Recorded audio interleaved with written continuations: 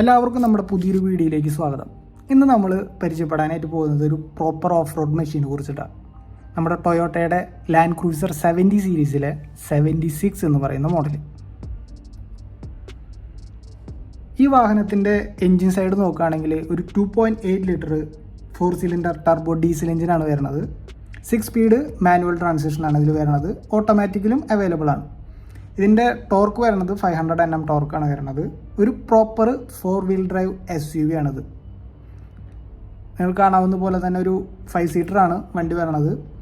ഒരു proper SUV of റോഡിന് വേണ്ട എല്ലാ ഫീച്ചേഴ്സും ടൊയോട്ട ഈ വാഹനത്തിൽ കൊടുത്തിട്ടുണ്ട്. ഒറ്റ നോട്ടത്തിൽ തന്നെ നമുക്കിതൊരു ലാൻഡ് ക്രൂസർ 70 സീരീസ് ആണെന്ന് കണ്ടാൽ മനസ്സിലാവും. കാരണം അവർ പഴയ മോഡലുകളിൽ ഫോളോ ചെയ്ത് വരുന്ന ആ ഒരു ബോക്സി ഡിസൈൻ തന്നെയാണ് ഈ ഒരു മോഡലിലും 2026 ഈ ഒരു മോഡലിലും ഇപ്പോൾ അവർ ഫോളോ ചെയ്യുന്നത്. നമുക്ക് ഇതിൻ്റെ ഫ്രണ്ട് നോക്കി കഴിഞ്ഞാൽ കാണാം, നല്ല ബ്ലാക്ക് ഒരു വലിയൊരു ഗ്രില്ല് കൊടുത്തിട്ടുണ്ട്. അതിൽ ടൊയോട്ടയുടെ ലോഗോ ടെക്സ്റ്റ് ആയിട്ടാണ് കൊടുത്തിരിക്കുന്നത്. അത് കുറച്ചും കൂടിയും സ്ട്രോങ് ആയിട്ട് നമുക്കത് എടുത്ത് കാണിക്കുന്നുണ്ട്. ഒരു നോർമൽ ലോഗോ കൊടുക്കുന്നതിനേക്കാളും കുറച്ചും കൂടി ഇമ്പാക്റ്റ് അതിന് കിട്ടുന്നുണ്ട്, ഒരു ഗാങ്സ്റ്റർ ലുക്ക്. പിന്നെ ഒരു ഹാലജൻ ലാമ്പാണ് കൊടുത്തിരിക്കുന്നത്. അതായത് ഈ ഒരു മോഡൽ LX മോഡൽ എന്ന് പറഞ്ഞിട്ടുള്ളതാണ്. ഇതിൻ്റെ ടോപ്പ് എൻഡ് മോഡലിലേക്ക് പോകുമ്പോൾ അത് പ്രൊജക്ടർ ഹെഡ് ലാമ്പായിട്ട് മാറുന്നുണ്ട്. എന്നാലും വിസിബിലിറ്റി ഓക്കെയാണ്. പിന്നെ ഫോഗ് ലാമ്പ് കൊടുത്തിട്ടുണ്ട്. പിന്നെ ഇത് പ്രായോഗികതയ്ക്ക് പ്രാധാന്യം നൽകിയാണ് ഈ ഫ്രണ്ട് ഗ്രിൽ ഒരുക്കിയിരിക്കുന്നത്. അതായത് ഓഫ് റോഡിൽ ചെറിയ ആഘാതങ്ങൾ വന്നാലും എളുപ്പത്തിൽ കൈകാര്യം ചെയ്യാൻ പറ്റുന്ന രീതിയിൽ. അപ്പോൾ അങ്ങനത്തെ ഒരു ഡിസൈനാണ് ഈ വണ്ടിയിൽ ഇപ്പോഴും ഫോളോ ചെയ്തു പോകുന്നത്. ഇപ്പം നമുക്ക് ബോണറ്റിൻ്റെ മുകളിലായി കഴിഞ്ഞാൽ ആ ഒരു മസ്കുലർ ആ ഒരു എഡ്ജൊക്കെ കണ്ടു കഴിഞ്ഞാൽ അത് നമുക്ക് വണ്ടിയുടെ ഉള്ളിലിരുന്നിട്ട് വണ്ടി ഓടിക്കുന്ന സമയത്താണ് നമുക്കത് കറക്റ്റ് ഫീൽ ചെയ്യുക. ആ ഒരു മസിലായിട്ടുള്ള ഒരു ഭാഗം. വണ്ടിയുടെ സൈഡിലേക്ക് വന്നു കഴിഞ്ഞാൽ നമുക്ക് നല്ലൊരു സ്റ്റിക്കർ വർക്കിംഗ് കാണാനായിട്ടുണ്ട്. ഇത് നമ്മുടെ വേരിയൻസ് മാറുന്നതിനനുസരിച്ചിട്ട് ഈ സൈഡിലത്തെ സ്റ്റിക്കർ വർക്കും ചേഞ്ച് ആവും. ഒരു ടൊയോട്ടയുടെ തന്നെ ലാൻഡ് ക്രൂസർ സീരീസിൻ്റെ ഒരു ബാഡ്ജിങ്ങും കൊടുത്തിട്ടുണ്ട്. അപ്പോൾ ഈ ഒരു സൈഡിൽ നിന്ന് നോക്കിക്കഴിഞ്ഞാൽ നമുക്ക് കറക്റ്റ് ആ ഒരു ബോക്സ് ഡിസൈൻ ഫീൽ ആവും. സൈഡ് പ്രൊഫൈലിലേക്ക് നോക്കുമ്പോൾ ഇതൊരു SUV എന്നതിലുപരി ഒരു സീരിയസ് ഓഫ് റോഡ് വെഹിക്കിളായിട്ടാണ് എനിക്ക് ഫീൽ ചെയ്യണത്. നിങ്ങൾക്ക് എന്താണ് ഫീൽ ചെയ്യണമെന്ന് വെച്ചാൽ കമൻറ്റിൽ പറയുക. അതുപോലെ തന്നെ ഈ വണ്ടിയുടെ ഓവറോൾ ലെങ്ത്ത് വരണത് 4810 mm, വിഡ്ത്ത് വരണത് 1870 mm, ഹൈറ്റ് വരണത് 1950 mm ആണ്. ഗ്രൗണ്ട് ക്ലിയറൻസ് ആവട്ടെ 235 mm. പോരാത്തതിന് 16 ഇഞ്ച് അലോയ് വരുന്നുണ്ട്. സൈഡ് സ്റ്റെപ്പ് കൊടുത്തിട്ടുണ്ട്. കയറാനും ഇറങ്ങാനായിട്ട് വളരെ ഈസിയാണത്.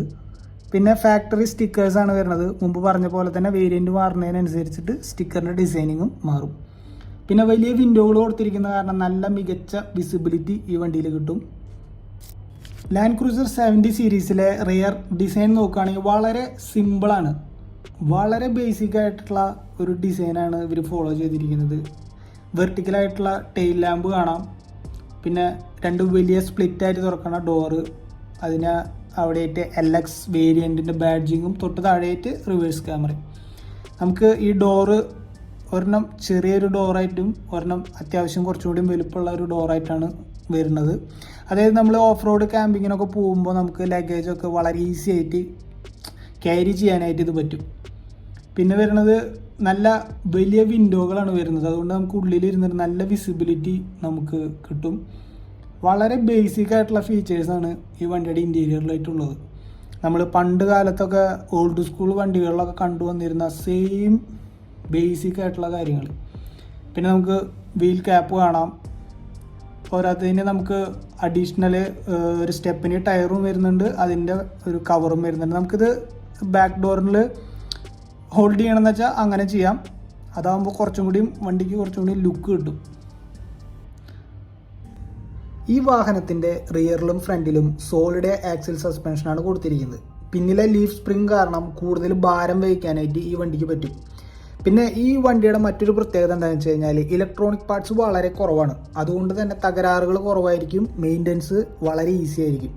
ആ ഒരു കാരണം കൊണ്ട് തന്നെ ഇപ്പോഴും ഒരുപാട് ആളുകൾ ഈ വണ്ടി ഭയങ്കരമായിട്ട് ഇഷ്ടപ്പെടുന്നുണ്ട്. ഇനി ഈ വണ്ടിയുടെ ഇൻറ്റീരിയർ നോക്കുകയാണെങ്കിൽ വളരെ സിമ്പിളായിട്ടുള്ളൊരു ഇൻറ്റീരിയറാണ് ഈ വണ്ടിക്കുള്ളത്. ഈ ഒരു വേരിയൻറ്റിൽ ഒരു ഗ്രേയും ഒരു ലൈറ്റ് ബ്ലൂ ഷെയ്ഡുള്ളൊരു കളർ ടോണാണ് കൊടുത്തിരിക്കുന്നത്. സീറ്റ് നോക്കുകയാണെങ്കിൽ ഫാബ്രിക്കാണ്, മാനുവലി അഡ്ജസ്റ്റ് ചെയ്യാൻ പറ്റുന്ന സീറ്റുകളാണ്. ഇതിൻ്റെ വേരിയൻറ്റ് മാറുന്നതിനനുസരിച്ച് ടോപ്പ് എൻഡ് വേരിയൻറ്റിൽ ലെതർ സീറ്റ് കൊടുക്കുന്നുണ്ട്. സീറ്റിൻ്റെ കംഫർട്ടബിൾ ഓക്കെയാണ്, തൈ സപ്പോർട്ടും എല്ലാതും അത്യാവശ്യം ഓക്കെയാണ്. പിന്നെ ഈ വണ്ടിയിൽ ഇൻബിൽട്ടായിട്ട് ഒരു കൂൾ ബോക്സ് വരുന്നുണ്ട്. അത് വേരിയൻറ്റ് മാറുന്നതിനനുസരിച്ചിട്ട് ലോ സ്പെക്ക് ആണെന്ന് വെച്ചാൽ കൂൾ ബോക്സ് ഉണ്ടാവത്തില്ല. പിന്നെ ബാക്ക് സീറ്റ് നോക്കുകയാണെങ്കിൽ കുറച്ച് ഹൈറ്റ് കൂട്ടിയിട്ടാണ് പ്ലേസ് ചെയ്തിരിക്കുന്നത്. അപ്പോൾ വിസിബിലിറ്റി അത്യാവശ്യം നല്ല രീതിയിലുണ്ടാവും. പിന്നെ ഇത് ഓൾറെഡി പറഞ്ഞു ഇതൊരു മാനുവൽ ട്രാൻസിഷൻ ആണെന്ന്. പിന്നെ എ സി വെൻസ് ഒക്കെ നോക്കുകയാണെങ്കിൽ റൗണ്ടഡ് എ സി വെൻസ് ആണ്. പിന്നെ നമ്മൾ ഡോറിൻ്റെ സൈഡിലേക്ക് നോക്കുകയാണെന്ന് വെച്ചാൽ പവർ വിൻഡോ കൊടുത്തിട്ടുണ്ട്. അത് വൺ ടച്ച് അല്ല, നമ്മൾ പ്രസ് ചെയ്ത് ഹോൾഡ് ചെയ്യണം. ഇനി സ്റ്റിയറിംഗ് നോക്കുകയാണെങ്കിൽ സ്റ്റിയറിംഗിൽ ഓഡിയോ കൺട്രോൾ ഉണ്ട്, ഫോൺ കൺട്രോൾ, ക്രൂയിസ് കൺട്രോൾ, ഇങ്ങനെ ബേസിക് ആയിട്ടുള്ളത് മാത്രമേ ഉള്ളൂ. പിന്നെ സ്പീഡോമീറ്റർ ആണെങ്കിൽ വളരെ ബേസിക് ആയിട്ടുള്ള സ്പീഡോമീറ്ററിൽ അതിൽ നമുക്ക് ഇൻഫർമേഷൻസ് എല്ലാം അത്യാവശ്യം നല്ല ക്ലിയർ ആയിട്ട് അറിയാനായിട്ട് പറ്റുന്നുണ്ട്. ഇനി സൈഡിൽ നോക്കുകയാണെങ്കിൽ നമുക്ക് മാനുവലി അഡ്ജസ്റ്റ് ചെയ്യാൻ പറ്റുന്ന സൈഡ് മിറേഴ്സ് ഉണ്ട്. അതിൻ്റെ തൊട്ട് സൈഡിലായിട്ട് ഐഡിയൽ അപ്പ് ഫീച്ചർ എന്ന് പറഞ്ഞിട്ടുള്ളൊരു ബട്ടൺ കാണാം. അതെന്ന് വെച്ച് കഴിഞ്ഞാൽ വണ്ടിയുടെ RPM കൂട്ടാനായിട്ട്, ഇപ്പോൾ ഈ ഓഫ് റോഡ് ഇതിനൊക്കെ പോണ സമയത്ത് എഞ്ചിൻ നന്നായിട്ട് പെട്ടെന്ന് ചൂടാവാനൊക്കെ ആയിട്ട് സാധിക്കും. പിന്നെ മുമ്പ് പറഞ്ഞ പോലെ സീറ്റിംഗ് പൊസിഷൻ എന്ന് പറഞ്ഞാൽ കുറച്ച് ഹൈറ്റിലാണ്. പിന്നെ ഡാഷ്ബോർഡ് നോക്കുകയാണെങ്കിൽ ഫ്രണ്ടിൽ മിഡിൽ തന്നെ നമുക്കൊരു 7 ഇഞ്ചിൻ്റെ ടച്ച് സ്ക്രീൻ കൊടുത്തിട്ടുണ്ട്. ബേസിക് ആയിട്ടുള്ള FM അങ്ങനെയുള്ള പരിപാടികൾ മാത്രമേ ഉള്ളൂ. പിന്നെ വണ്ടിയുടെ സർവീസ് ഹിസ്റ്ററി അങ്ങനത്തെയുള്ള കാര്യങ്ങൾ, ആൻഡ്രോയിഡ് ഓട്ടോ ഉണ്ട്. പിന്നെ നമുക്ക് പറയത്തക്ക ഇപ്പോഴത്തെ വണ്ടികളിൽ കൊടുക്കണ പോലെ കുത്തി നിറച്ചിട്ടുള്ള ഫീച്ചേഴ്സ് ഒന്നും തന്നെയില്ല. പിന്നെ ഈ സൗണ്ടിൻ്റെ ഇക്വലൈസർ അതൊക്കെ നമുക്ക് ചെറുതായിട്ട് കസ്റ്റമൈസ് ചെയ്യാനായിട്ട് പറ്റും. അപ്പോൾ ഇത്രയൊക്കെ തന്നെ ഉള്ളൂ ഈ ഒരു ടച്ച് സ്ക്രീനിൽ. പിന്നെ നമുക്കൊരു USB കണക്ടിവിറ്റി കൊടുത്തിട്ടുണ്ട് തൊട്ട് താഴെയായിട്ട്.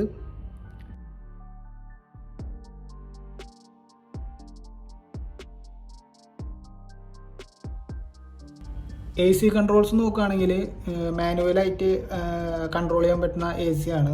വലിയ നോബ് കൊടുത്തിരിക്കുന്ന കാരണം നമുക്ക് ടെമ്പറേച്ചർ, ഫാൻ സ്പീഡ്, എയർ കണ്ടീഷൻ്റെ ഡയറക്ഷൻ ഇതൊക്കെ എളുപ്പത്തിൽ നമുക്ക് അഡ്ജസ്റ്റ് ചെയ്യാനായിട്ട് പറ്റും. പിന്നെ താഴെയായിട്ടൊരു മൊബൈൽ ചാർജർ, പിന്നെ ഒരു ചെറിയൊരു ഗിയർ നോബ് കൊടുത്തിട്ടുണ്ട് ഓഫ് റോഡിങ്ങിന് വേണ്ടിയിട്ട്. പിന്നെ സെൻട്രലായിട്ട് ഒരു ലാൻഡ് ക്രൂസറിൻ്റെ ഒരു ബാഡ്ജിങ് കൊടുത്തിട്ടുണ്ട്. ഇനി ഫ്രണ്ട് സൈഡിൽ നോക്കുകയാണെങ്കിൽ ഒരു സൺവൈസർ വിത്ത് മിറർ കൊടുത്തിട്ടുണ്ട് പാസഞ്ചർ സൈഡ്. പിന്നെ ഡ്രൈവർ സൈഡ് നോക്കുകയാണെങ്കിൽ അത് ഒരു നോർമലാണ്, മിററൊന്നും ആഡ് ചെയ്തിട്ടില്ല. അപ്പോൾ ഇതൊക്കെയാണ് നമ്മുടെ ഡാഷ്ബോർഡിൽ വരണത്. ബാക്ക് സീറ്റ് നോക്കുകയാണെങ്കിൽ മുന്നിലത്തെക്കാളും കുറച്ചും കൂടി ഹൈറ്റ് കൂട്ടിയിട്ടാണ് ബാക്കിലത്തെ സീറ്റിൻ്റെ പൊസിഷൻ. നമുക്ക് 3 പേർക്ക് കംഫർട്ടബിൾ ആയിട്ട് ഇരിക്കാൻ പറ്റുന്ന രീതിയിലാണ്. പിന്നെ അത്യാവശ്യം നല്ല രീതിയിൽ ഹെഡ് റൂമും ലെഗ് റൂമും കിട്ടുന്നുണ്ട്. റൂഫ് ലൈൻ നല്ല രീതിയിൽ ഉയർന്ന റൂഫ് ലൈൻ കാരണം നമുക്ക് ഹൈറ്റ് കൂടിയിട്ടുള്ള ആൾക്കാർക്കും സുഖമായിട്ട് ഇരിക്കാനായിട്ട് സാധിക്കും.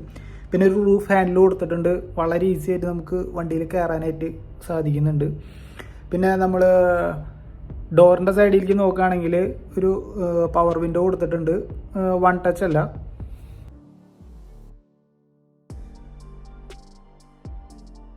നമുക്ക് ഫ്രണ്ട് പാസഞ്ചർ സൈഡ് നോക്കുകയാണെങ്കിൽ ഡ്രൈവർ സൈഡിൽ കണ്ടതുപോലെ തന്നെ ഒരു മിനിമലായിട്ടുള്ളൊരു ഡാഷ്ബോർഡ് തന്നെയാണ് ഫ്രണ്ട് പാസഞ്ചർ സൈഡിലും കിട്ടണത്. സെൻട്രലായിട്ടൊരു ലാൻഡ് ക്രൂസറിൻ്റെ ഒരു 70 സീരീസിൻ്റെ ബാഡ്ജിങ് കാണുന്നുണ്ട്, അത് ശരിക്കും എടുത്ത് കാണിക്കും. പിന്നെ സ്റ്റിയറിങ്ങിൽ കണ്ട പോലെ ഒരു വുഡ് ഫിനിഷിങ് അത് ഈ സൈഡിലും ഉണ്ട്. പിന്നെ അത്യാവശ്യത്തിന് നമുക്ക് സ്റ്റോറേജ് ഏരിയാസ് ഉണ്ട്, റൗണ്ടഡ് എയർ വെൻസ് കാണുന്നുണ്ട്. പിന്നെ നമുക്ക് റൂഫ് ഹാൻഡിലുണ്ട്, അത് വളരെ യൂസ്ഫുള്ളാണ് ഈ വണ്ടിയിൽ കയറാനായിട്ട്. എന്തായാലും റൂഫ് ഹാൻഡിൽ മസ്റ്റായിട്ട് വേണം. പിന്നെ സീറ്റ് നോക്കുകയാണെങ്കിൽ പാസഞ്ചർ സൈഡ് സീറ്റ് ആയാലും മാനുവലി അഡ്ജസ്റ്റ് ചെയ്യാൻ പറ്റുന്നതാണ്. മുമ്പ് പറഞ്ഞ പോലെ തന്നെ അത്യാവശ്യം നല്ല രീതിയിൽ കംഫർട്ടബിൾ ഉള്ളൊരു സീറ്റാണ്.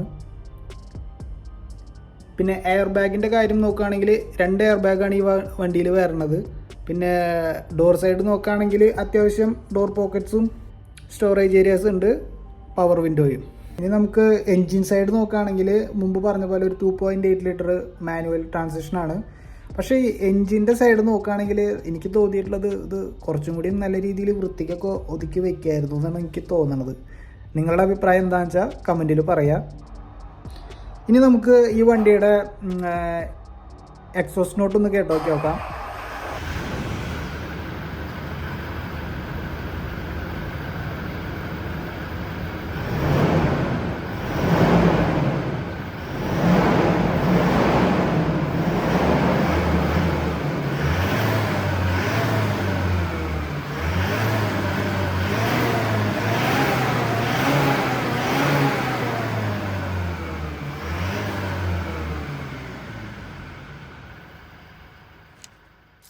അപ്പോൾ ഇതൊക്കെയാണ് നമ്മുടെ ലാൻഡ് ക്രൂസർ 76 സീരീസിൻ്റെ ഫീച്ചേഴ്സ്.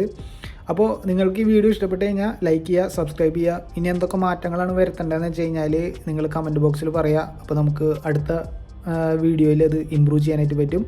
അപ്പോൾ എല്ലാവർക്കും താങ്ക് യു.